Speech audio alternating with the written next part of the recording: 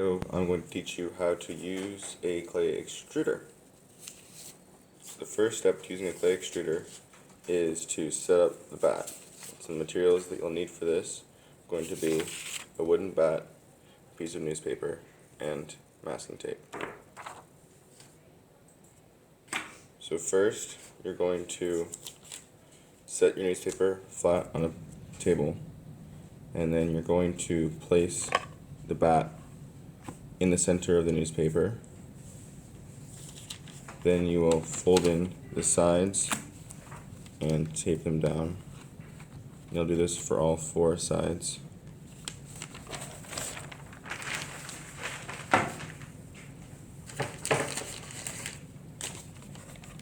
Once you've folded all 4 sides, you're going to fold in the corners and tape those down as well, just so you can get the basic round shape. And this is sort of what your bat should look like, depending on whether you use a smaller bat or a larger bat. So the second thing that we're going to want to do is put together the extruder. The things you'll need for this are an extruder, which is over there, a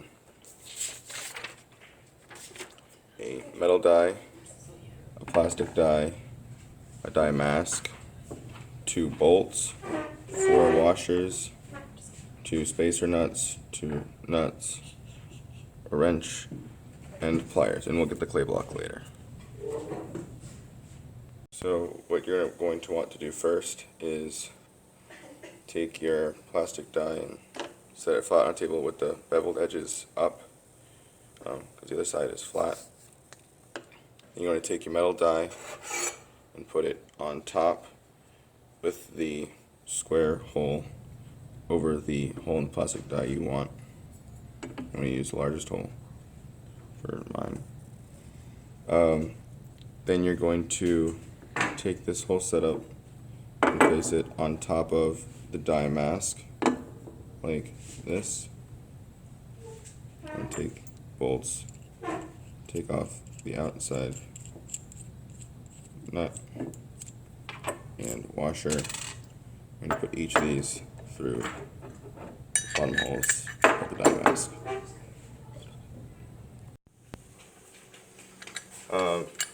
Once you have the 2 bolts in with the spacer nut and the washer in the side holes, you're going to put it on the bottom of the extruder through the side holes here. It should slide all the way into place. And then you're going to take a washer and a nut and hand tighten it onto each bolt.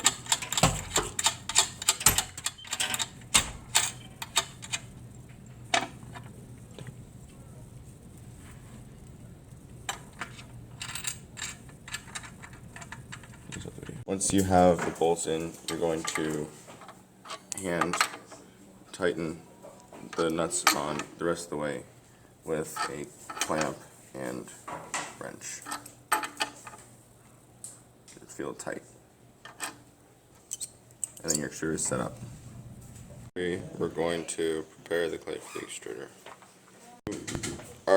For the extruder put together, you're going to want to take a pretty large chunk of clay and you're going to mash it together and knead it so that you don't get any air bubbles when you make your coils.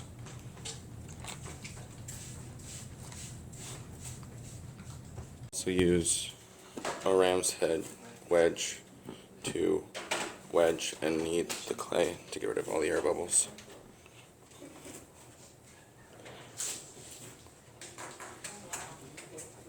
Once you have your clay kneaded and wedged, you're going to want to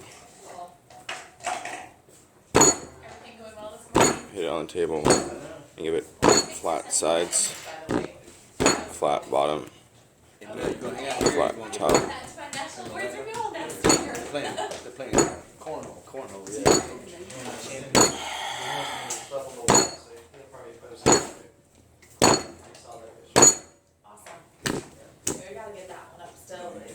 Should be like 3.5 inches by 3 inches by 3 inches by 5 inches ish. It doesn't really matter. Just needs to be a good enough size to fit in the extruder. The extruder. First, you're going to open and take out the press and put your clay in. Put the extruder in. And you're gonna press down until you can start to see some come out. And the person with the bat is going to be coiling the clay in a spiral from the center going outwards. And you can push with just your body, or you can hold on to the bottom of this to help give yourself a little bit more leverage. And you want to go in a continuous motion and not jerky movements.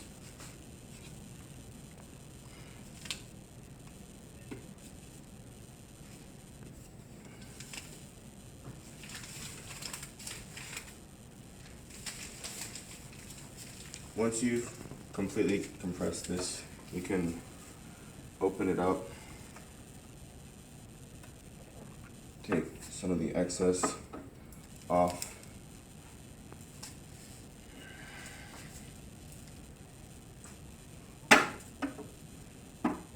put this back in, and then you can actually use a wooden block to help you push the rest of the clay out. And though I did not list that strictly in the materials list beforehand, that is, you can use that to help you get the rest of the clay out.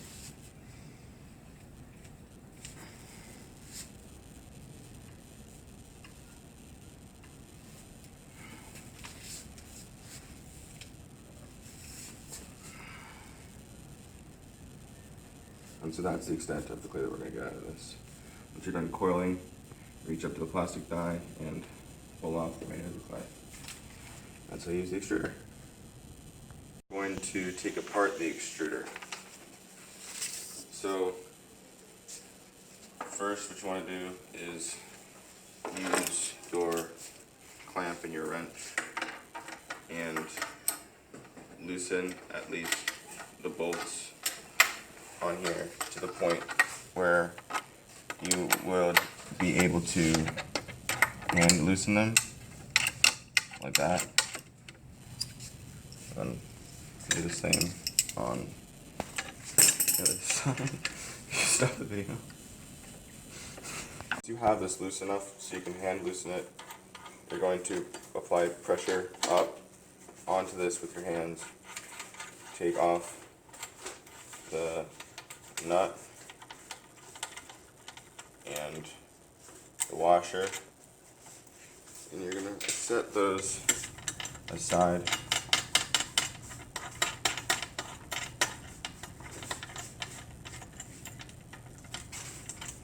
And so once you've taken these off, the die, mask, and bolt should just fall right off.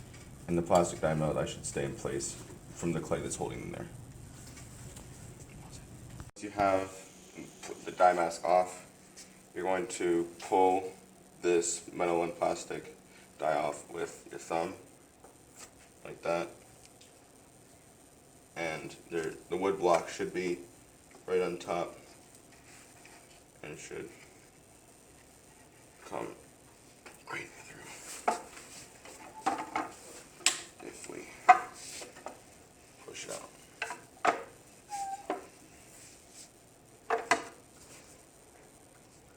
It's probably going to be a little bit stuck in there because of the clay. Just grab it by the sides and a little wiggle and pull down.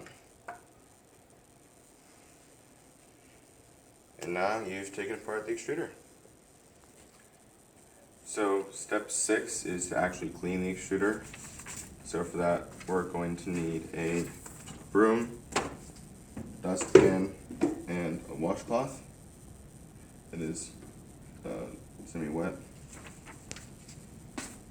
So you want to use your fingers to just take off any of this extra clay on top of the metal die and either push out the excess clay that's in the plastic die or it'll come out with the metal die.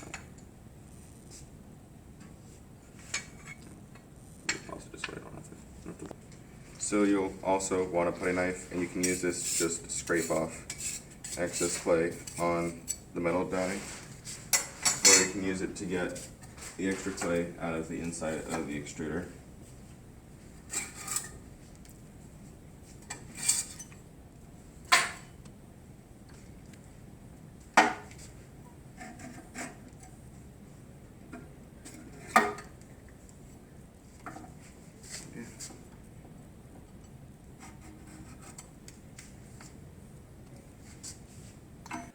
So then you're going to use the washcloth to clean the extruder as well as the plastic and metal dies that you used, just to make sure that there's no extra stuff on them.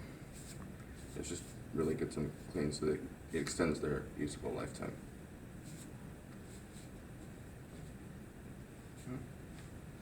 And once you've cleaned all of that out, you're going to have a bunch of clay on the ground, which of course is what you use your dustpan and broom for. You just spot sweep and get the area clean. You can take these particles and just throw them away because they're not big enough to mean anything. So now that we've used the extruder and cleaned it and cleaned the area, we're just going to go to step 7, which is to store the clay coils that you've made. So first, you're going to take a spray bottle and just make sure you mist down the coils, and even just get the newspaper that they're on a little bit damp. I'm going to put another newspaper that is also misted on. I do both sides just to make sure that the coils stay damp. You're just going to get this wet to keep the coils from drying out. And you're going to get 1 or 2 plastic bags and put them around the bat. If you have a smaller bat, you may not need to. However, with a larger bat like this, you won't reach the other side. So you're going to want 2. But before you put the second one on, just even mist a little bit more inside the bag. Get a little bit of condensation to make sure it doesn't dry out. Put the second bag on the opposite way of the first one to limit airflow that would dry it out. And now that you have this, all you need to do is store it in your cubby, and your coils will, or should, stay pretty moist. Thank you.